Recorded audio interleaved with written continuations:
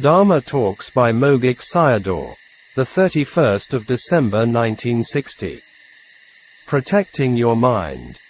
A jackal saw a tortoise, came near and wanted to eat him. But the tortoise knew it and inserted his 5 body parts of head, hands and legs inside the hard shell. The jackal waited for some time and knew that it's impossible to eat him and left the place. The jackal is king of the death. The 5 parts of the body, the head, hands and legs, are representing eyes, ears, nose, tongue and the body. If the eye sees something and wanting it, tanha, clinging to it, upadana, and acting to get it, kama, and leading to birth, aging and death. It comes out and leads to death from the eyes. It's also the same and meets with the death of the jackal from the ears. They don't know how to use them and how to come out. It's overusing them and overreaching the boundary. You will arrive to the kingdom of death if you want to come out from the 5 sense doors as much as you like. The Buddha said, someone who is practicing has to behave like a tortoise. Contemplate the impermanence of seeing consciousness or the form, object, if you see something. And then it becomes the path factors, magga.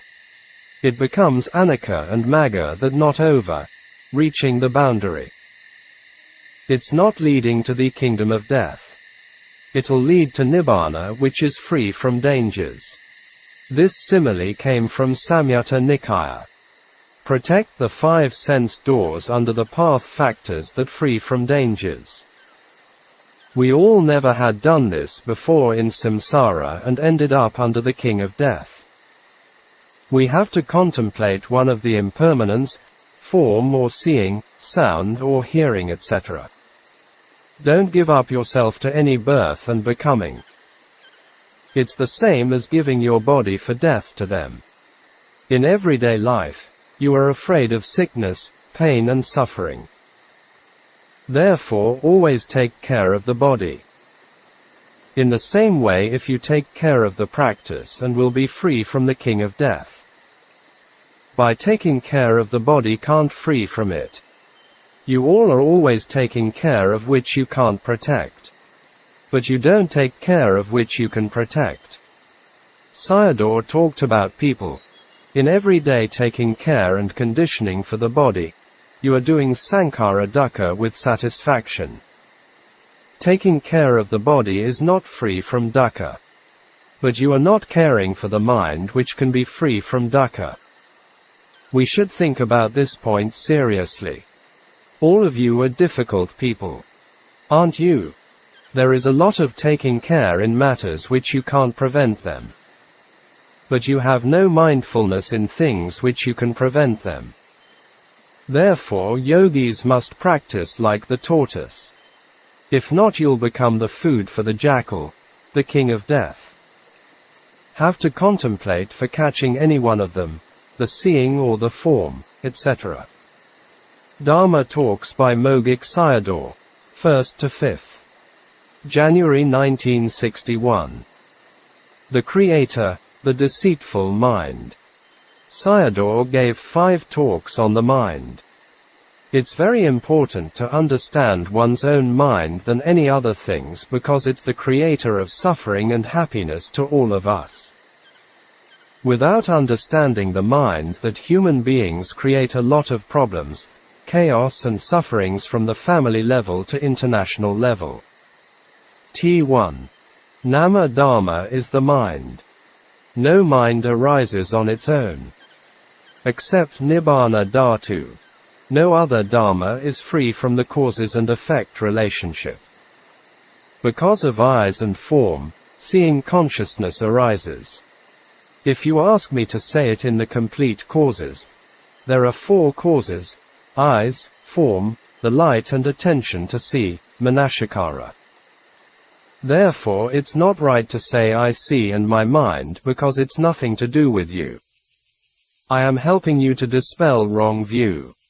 Do the I and me can really come into the process. You can say I see it but nothing to do with the I, and belong to the I. Saying about it one thing and knowing about it is the other. It's quite different. So can you say this is me, this I am and this is mine? Seeing consciousness is only seeing consciousness. This is a mind arising by four causes.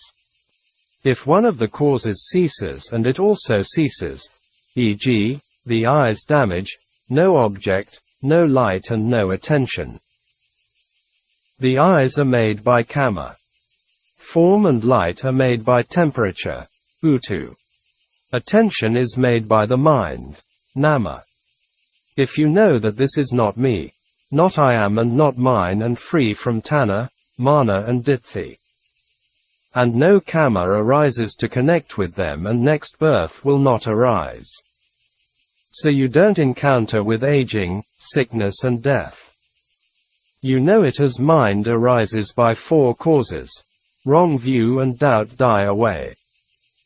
This die away is with the intellectual knowing and not by contemplation. It's called Kala Sotapanna. With this knowledge it's free from falling into the planes of misery for one life. Contemplate the impermanence of the seeing, its disenchantment and then its ending. After with these process, you'll be free completely from the planes of misery. With intellectual knowledge, you'll be free from it for one life. And then with the contemplation of to the ending is free for the whole samsara. Therefore you should not forget about this. With the contemplation of impermanence tanha, mana and ditthi die and free from samsara. After you know it and become easy. Important of teacher. You will die with tanha, mana and ditthi if you don't know. Seeing consciousness is arising very fast and if you can't contemplate it, contemplate the color of the object. All of them can be contemplated. Continued to hearing consciousness. Hearing arises by four causes: sound, ear, base, air, attention. You can contemplate hearing consciousness, or the sound, or the type of sound, perception. Hearing consciousness is contemplating the internal. Sound is external and the type of sound is internal. Have to contemplate to catch on any one of them. Then you'll be safe from the four planes of misery. No need to worry about them. T2. Continued the previous talk. Today I'll start from the nose door. You'll be a Kala Sotapanna if you know smelling, consciousness arises by four causes. And you'll be safe from one life to the planes of misery. Why is that? I smell it and it make me feeling good, etc. And having wrong view with it. Smelling consciousness arises in the nose. It's arising and vanishing. This is looking at the dead with the living. Anicca is dead and Magga is alive. Every time with the arising and contemplate it.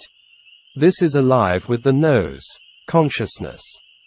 If you don't know this and don't know what's happening to you, you don't know your own mind.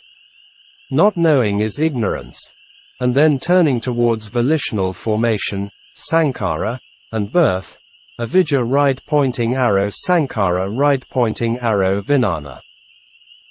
Paying attention to the in and out breaths and breathing in and out arise, one of the causes, i.e., attention. Knowing with the analytical knowledge of cause and effect is penetrating with the not-self, anatta.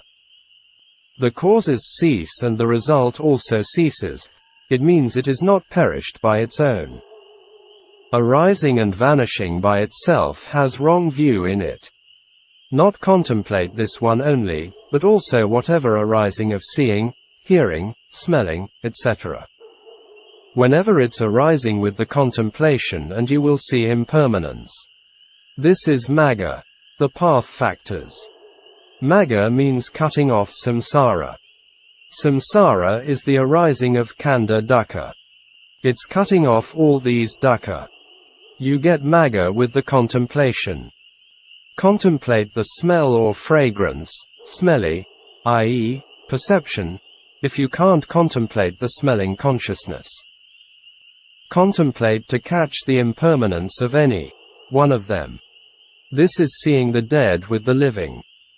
This is knowing anicca with magga.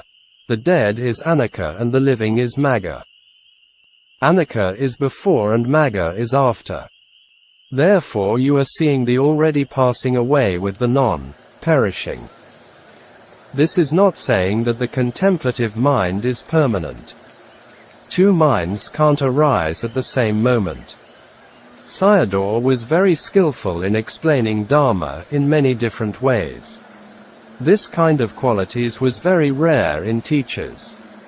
Dhamma will arise from the six senses doors accordingly. There are 3 points which can be contemplated. If you contemplate the smell as external, i.e., nose, consciousness, then breathing in and out consciousness are internal, mind consciousness at the heart base. Note, knowing all the external objects are arising at 2 places. The 5 sense doors, i.e., eyes, ears, nose, tongue and body doors and the mind, door, base. All dhammas arising in the khandha are anicca. Therefore, it's the contemplation of anicca. Sayadaw continued to talk on the tongue, door. Tasting consciousness arises by 4 causes: foods, tongue, base, saliva and attention. Contemplate impermanence if you want to become Maha Sotapanna. By knowing intellectually is Kala Sotapanna. It seems to be, a Kala Sotapanna is someone who has the knowledge of khandha, ayatana, dhatu, da process, sanata dhamma and discerning impermanence.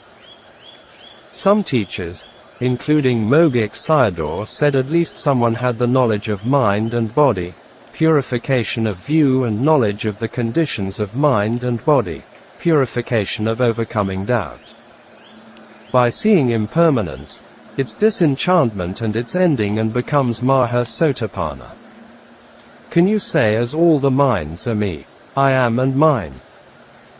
By knowing that they all are arising and vanishing, then tanha and ditthi will fall away.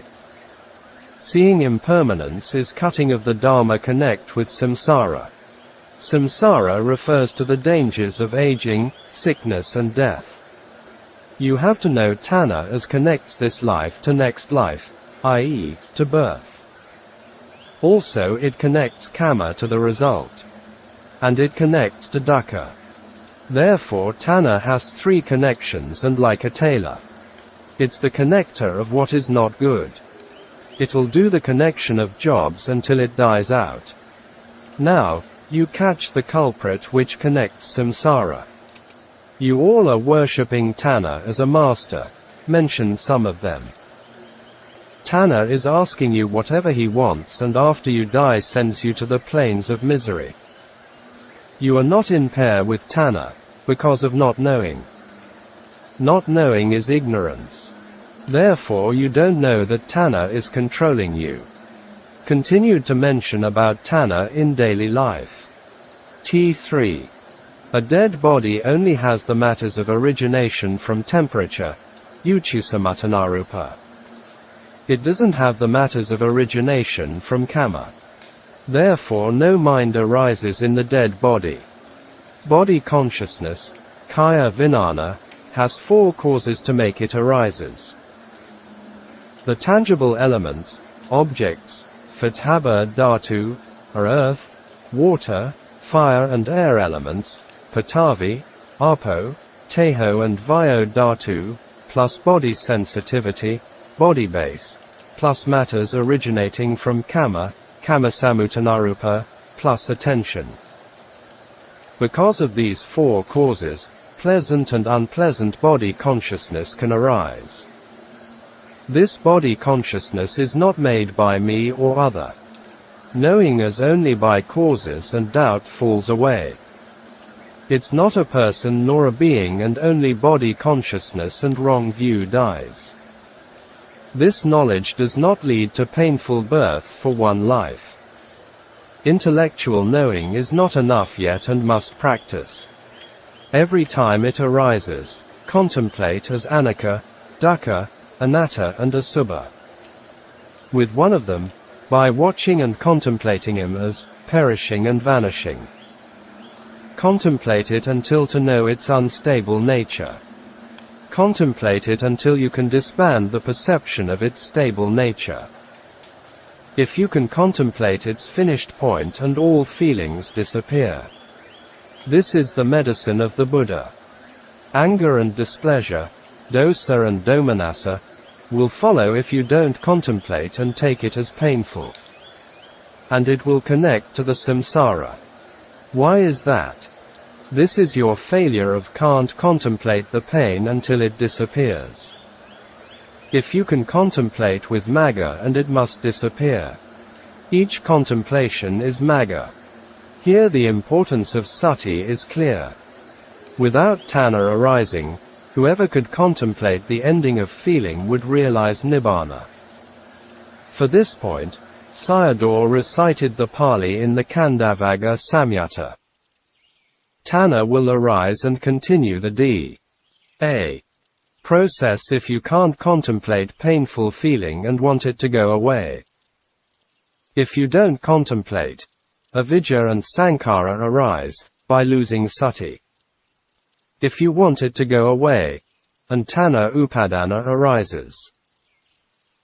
Then, there is no security for the body and you have to go to the plains of misery. At any time, you can do vipassana if you can contemplate whatever arising. It becomes medicine if you know how to use it. Whereas it's for dangers if you don't. It becomes poison. This was one of the Burmese sayings. It's a very important point for human to contemplate. Mostly human beings are using their bodies for creating unwholesome karmas all the times. We can see these things a lot in nowadays media. Mind pollutions and environmental pollutions are going together.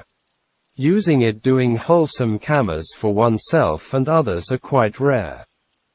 No need to say about transcending it. Khanda is always in the state of impermanence and dukkha sakha. How can it be a good fortune for us? However, and whatever looking after your body, it's not free from dukkha sakha. One may go to the plains of misery from the body door. But he also can close the doors to the plains of misery. It's not difficult if you are staying with the contemplation. You don't know how to use it and encounter with dangers. With the body door there are a lot of sufferings going on and on. Sayadaw mentioned some of them. Most of the sankhara dukkha are connection with the body. Only without it that you'll live with true happiness. True happiness is Nibbāna. You are not only concerned for your body door, but also for your wife and children. Does it appear to you the oppression come from the body door? Which one of the doors you have to spend most of the money? Does it still not appear to you the oppression of the body? If you can't close your body door and it'll torment you wherever you are. You have to look after it and still have to fall into the plains of misery. People suffer in hell because they have the bodies. People are hungry because of the body. The sufferings coming from the body door are incalculable and no ending about it. Whoever can make this body not exists is truly happy. People are doing merits for long life, healthy and fortunes in next life, but not including of the realization of Nibbāna. They are just for the sake of the physical body. They are still not having enough for the oppression in this life. Therefore they are looking for more oppression in next life. Isn't it too much? You don't understand the body very well. If you can contemplate the body as anicca, dukkha, anatta and asubha a lot, and do you still have the body to torment you? and you'll be in peace and happiness. What I am talking about, the body door, is still little. T4. Mind base, Manayatana, exists in the heart base, Hadaya Vathu. The Buddha used mind base as Vathu. Hadaya Vathu was used by Ven. Buddhaghosa. It only used as Vathu in the Abhidhamma Patthana. Hadaya sometimes used as heart, sometimes referred to as mind. The mind base is in the blood of the heart, neither the heart nor the blood. The Buddha not mentioned a specific place for it. One teacher had suggested two possibilities, the heart area and the brain. We feel it at the heart if we have emotions. We are scratching the head if we think something. There are three causes for mind consciousness arise. Mind base, the mirror of Mano Vara turning towards mental objects, and then thoughts can arise. Thoughts can arise by three causes: mental object, Dhammaramana, plus mind base plus attention. If you turn the mind base towards the past, present and future mental objects and thoughts arise. If you are turning it towards the objects in the safe, even can't see it and still will appear to you. Therefore mind consciousness is the sharpest one. If you turn the mind base towards gladdened things, and the gladdened mind arises. If you are turning it towards unpleasant things, and the unpleasant mind arises. If you are turning it towards the Buddha, and the thought on the Buddha arises. Why you all are happy and suffered? Because you all are turning the clear mirror of the mind towards the wrong directions. If you are turning towards impermanence and seeing impermanence arises. Turing your mind towards wife and children, sorrow, lamentation follow behind thoughts. You don't turn it towards good directions, mostly turning towards the bad directions. The shadows appear in the mirror are like thoughts. You are like a psychotic person who gets a mirror. After getting a mirror, turn it towards everywhere. And then look into the mirror and smile, laughing, frown, and crying. Does it appear by itself? Or turning towards wrong direction? If you are turning toward dukkha sakka and knowing dukkha sakka arises. Don't turn towards the wrong directions. If not, you'll shed tears. Even no one is beating you. All are turning towards not good, such as worries, concerns, etc. You should turn towards happiness if you want so. Or turn it towards of knowing anicca, dukkha and anatta. Turning the mirror wrongly that all are in sufferings. You will become a good person if you know this one very well. For the Buddha, if someone had the potentiality of liberation, and he would appear in his mirror. If you are turning your mind to this tree which you heard as having ghost in it, and frightening mind arises. This one mind is tormenting all living beings.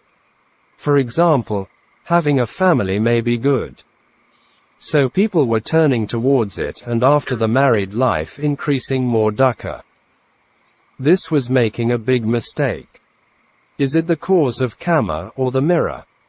Without listening to this kind of talk, old man and woman are dying with turning the mirrors to wrong directions, such as worries and displeasure. Is it the past karma or turning towards the wrong directions? The shadows in the mirror are tormenting them. It's more painful than beaten with a stick. Sayadaw talked about how Ven. Ananda became a Sotapanna. Ven. Panna taught to the monks by using the simile of the shadow in the mirror. From today onwards, turning your mind towards impermanent dukkha sakka and magan will arise. Therefore don't turn it towards the wrong directions. T5.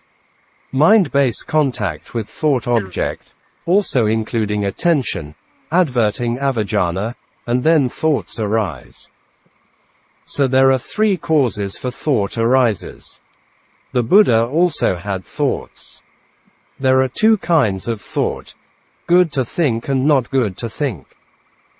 If you are turning towards worry and worrying mind arises. These minds arising are not done by you. It arises by three causes. Then your doubt falls away. With a blip it arises from nowhere. After that it vanishes to nowhere.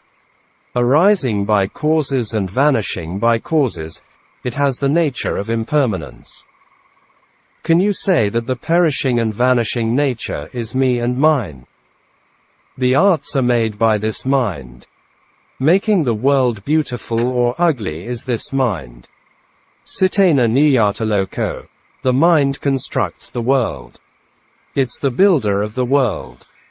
It is also this mind if you don't want anything, only for Nibbāna. Then you have to contemplate impermanence. It's also this mind if you want to end the world or to expand it. Go and have a look at the puppies. Their different forms are by this mind. Kama can make mind and body only. Different kinds of forms and decoration are made by the mind. The mind is leading everything by pulling the strings behind. If the mind is wanting the heavenly mansions to appear, and it will appear. The evil mind constructs hell wax and hell fire. You'll suffer accordingly with its arrangements if you are turning the mirror in the wrong directions. All living beings happen in accordance with the mind. All birds lay eggs. But hen egg becomes chick. Duck egg becomes duckling. Eggs are the same, but because of the chicken mind and it becomes chick. Kama only gives the mind and body. It happens accordingly to the parent's form because of the mind. It's not created by any god. It happens in accordance with the mind, the weather and the temperature. The white and dark skins are in accordance with temperature. Different forms are in accordance with the mind. Therefore you have to make wholesome minds arise. If you are turning towards unwholesome and the process continues. The wholesome mind arises if it's not turning towards wrongly. Therefore how to turn the mind is the main point. If you are turning the mind wrongly and it'll make arrangement for you this way. This point is very important. What we think and what we are. Always has to check in one's own mind. Mind one's own business and not to others. Turning on the mind is number one. Next, the mind-making arrangement is number two. For example, because of the frightening mind and the body is sweating. Sayadaw continued to give some of the examples. Human beings are like a psychotic who gets a mirror, always turning it towards things which are not good. Therefore most living beings create unwholesome kamas. Most people are taking it as normal and even enjoying it. Wars are going on by turning the mind in the wrong directions. Therefore number one is important. The Buddha said that we had to turn our minds. Without sense objects and minds can't arise. The doctrine of mind is the only reality was not mentioned by him. The law of dependent origination also not supported this point. If you are not turning it and minds can't arise. If you have no mind and you are dead. Using your mind is number two. What do you think who make the 31 realms of existence? Your mind builds your own hell. If you want arriving to Nibbāna and turning your mind towards impermanent dukkha sakha. But now, you want to be in heaven and doing things to be there. Even forest, mountain and earth were made by the mind. He talked about how human beings affect the natural environments. Nowadays we see these things very clear. Pollution, climate change, etc. We also know that how morality and immorality affect human lifespan and the environments, the natural world in some of the suttas. Samsara is becoming a very extensive matter for people who can't control their minds. Can you ever finish by running along the 31 realms of existence to and fro? Mind consciousness is very extensive. Sayadaw talked about things caused by science and technology. Karma is mysterious and so is the mind. With the mysterious mind, and the result is also mysterious. So karma and mind are mixed together. Without karma and mind, the mystery will cease. Therefore has to practice insight on the mind. Whatever arising of good or bad minds, have to contemplate its impermanence. It needs to contemplate to overcome it. And then continue to its disenchantment and ending. After that, karma can't make arrangement and the mind can't control anymore. There is no other refuge except the contemplation of mind. Husband and wife become disharmony is this mind. And making them in harmony is also this mind. Mentioned the family life. It's called loka, the world, because of the arising and vanishing. The world made by the mind is always impermanence. With it and you'll shed tears. Mind is anicca, and whatever its makings are also anicca. Whatever made by anicca is becoming anicca. In this way you'll never come out from the province of anicca. Therefore, there is no mind and no form made by it in Nibbāna. Without the mind and body is transcending the world. Mind is the cause of dukkha. Dukkha made by it is the result of dukkha. The happiness without them is Nibbāna. Dharma Talks by Mogok Sayadaw, the 9th of January 1961. Wise attention and effort. With wise attention, yoniso, and effort, wisdom, panna, becomes sharp. Knowledge, are cut off defilements of the mind if wise attention is good. With not good attention, you can't see impermanence, and jnana does not cut off kilesa. You have to remember that including with both of wise attention and jnana, kilesas will be cut off. Then, good yoniso is the helper of knowledge. With only jnana it can't do anything. With wise attention and jnana becomes sharp. With the wise attention of anicca and jnana is cutting kilesas. With the wise attention of dukkha and anatta are also in the same way. With asubha and dukkha sakha are also the same. With wrong attention, jnana doesn't have the chances to come in. These points were the Buddha taught to Ven. Potthila told the story of Potthila. An iguana was hiding in an earth mound with the 6 outlets. If you want to catch it, close the 5 outlets and waiting and watching at the opened one. In the same way close the eyes, ears, nose, tongue, and body, the 5 outlets. And then contemplate whatever arising from the mind outlet, mano. From the mind door contemplate of impermanence with good attention. The Buddha taught to Ven. Potthila from the monastery. If you have right attention and wisdom develops. Wisdom dries up with wrong attention. These 2 points are very important for development of wisdom. In everyday life, we should use the Buddha's teachings wisely to contemplate our experiences. Then we'll see ourselves become wiser and wiser. Not just sitting there for meditation only. If we are watching the polluted media every day for many hours or unwholesome educations, and our mind becomes more defiled. Anicca, dukkha, anatta, asubha and dukkha sakha, these are the 5 right attentions. It's like cutting the rice plants. Wise attention is like the left hand collecting and grasping at the rice plants. And knowledge, jnana, is like the right hand holding the sickle and cutting the rice plants in the left hand, a simile from the Milinda Panna. Different kinds of Vedana are arising in the body. Jnana cuts off kilesas if you can contemplate impermanence of them. With wrong attention and taints asava arise.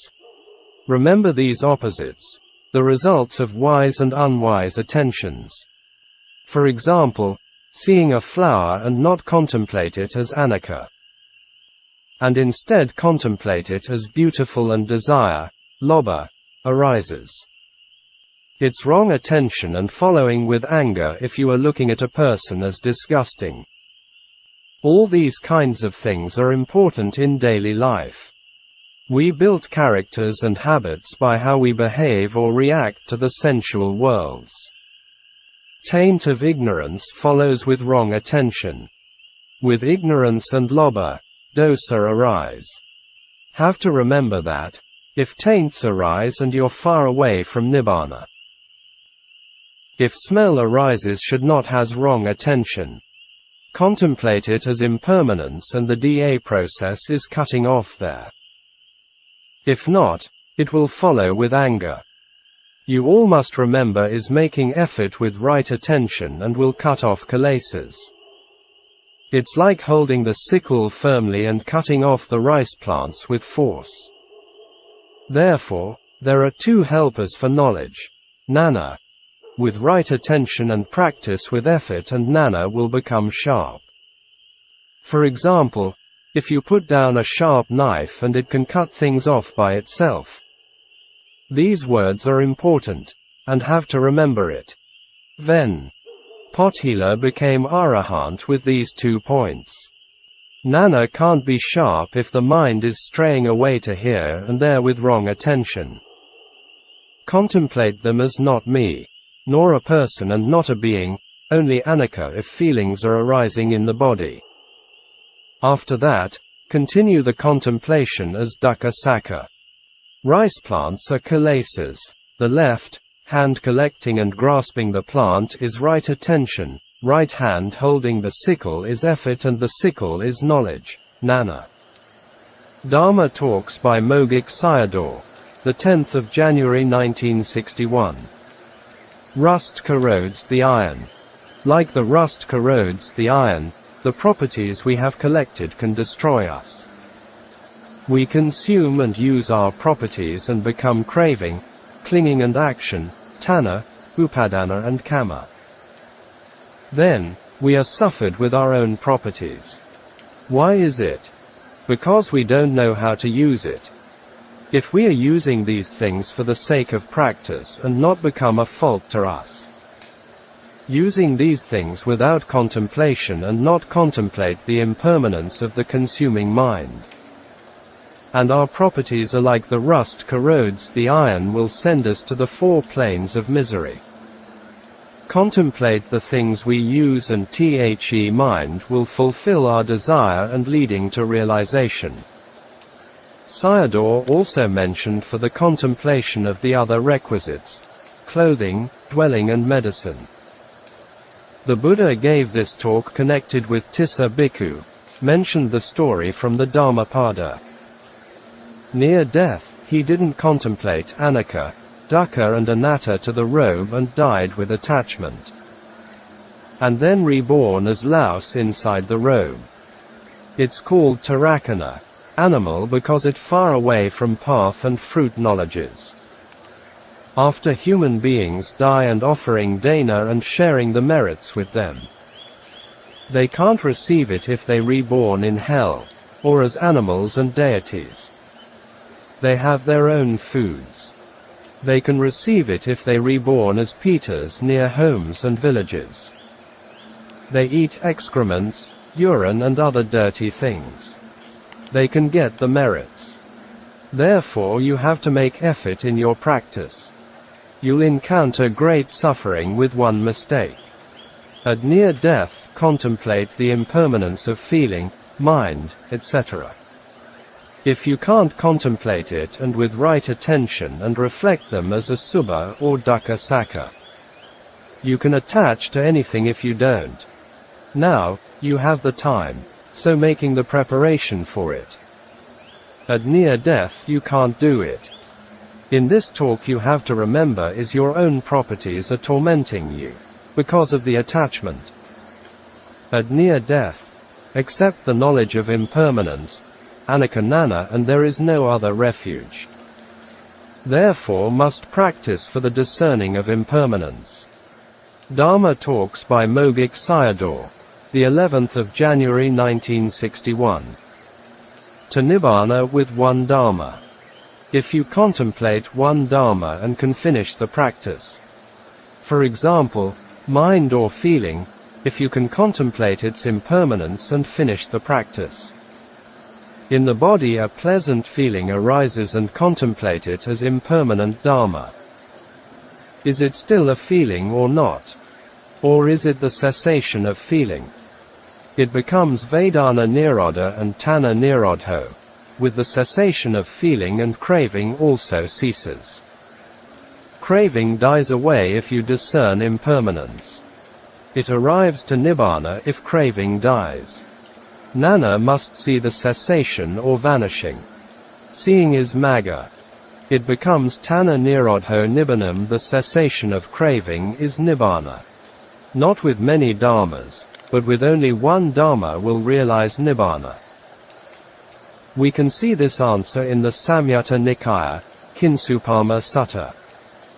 The four arahants mentioned their respective practices: 6 ayatanas, 5 khandhas, 4 great elements and anicca. There were also many evidences from the 20th century living teachers of Burma. For example, Sun Lun Sayadaw, the Ingu Sayadaw, Webu Sayadaw, etc. The last arahant of the sutta mentioned only one dharma, i.e., anicca. The 3 Burmese teachers mentioned only one dharma, i.e., anappana. This is Echo, Dhammo, one dharma. There are 3 kinds of feeling. By condensing them and become one, i.e., only feeling and only anicca. Pleasant, painful or neutral feelings, sukha, dukkha, and upekkha, whichever one arises, contemplate to discern its impermanence. Pleasant, unpleasant mental feelings, somanassa, domanassa Vedana, are also in the same way. Where did this teaching come from? Sayadaw told the story of Kundalakesi.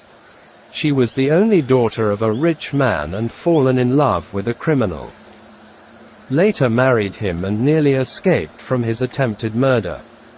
After becoming a female wanderer, Paribhajaka, she challenged everyone with her 1,000 questions. Later met with Ven. Sariputta and couldn't answer to his one question: what's the one dharma to Nibbāna? Ven. Sariputta questioned to her, answer me to Nibbāna with one dharma. She couldn't answer it and Sariputta gave her the answer: with the one dharma of feeling can arrive to Nibbāna. Then Sariputta himself became arahant with the contemplation of Vedana by listening to the Buddha's talk. Therefore it needs only learn a system from a good teacher and practice. You are sure to realize it if you can contemplate rightly to see impermanence. Nibbāna can't be searched for. You only can discover it with contemplation.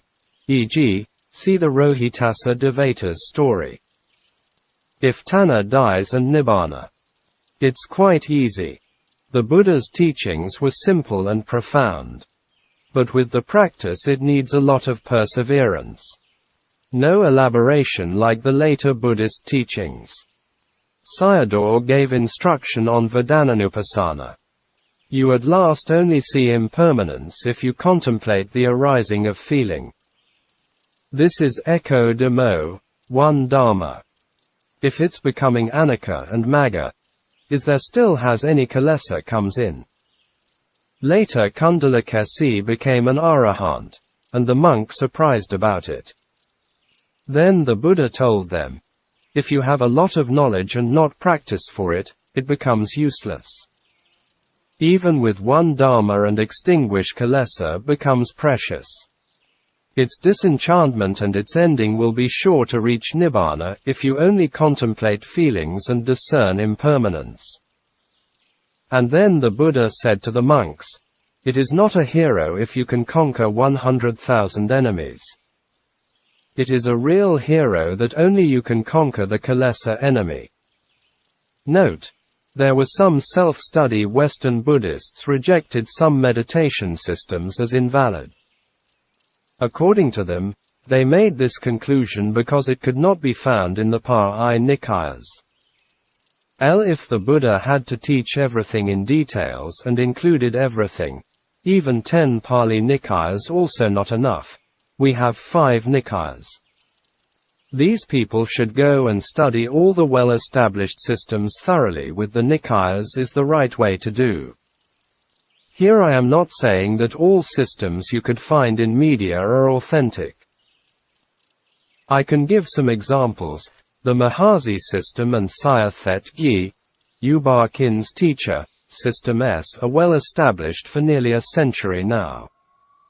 There were many yogis who had benefited from it, e.g., Sayagyi S. N. Goenka. This talk here is good for reflection on already well-established systems.